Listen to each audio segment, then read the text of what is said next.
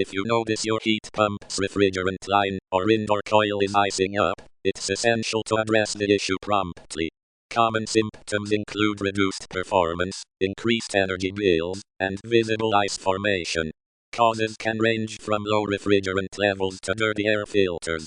As a homeowner, you can safely check air filters, ensure proper ventilation, and inspect the thermostat.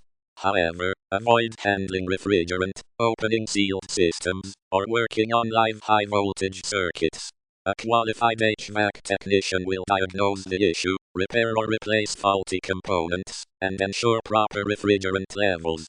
Consider the system's age, repair costs, and energy efficiency when deciding between repair and replacement.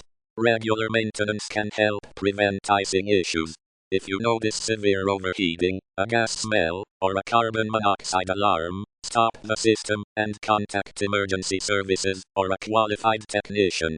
Consult our comprehensive guide for more information and call 555 555-5555 for expert assistance.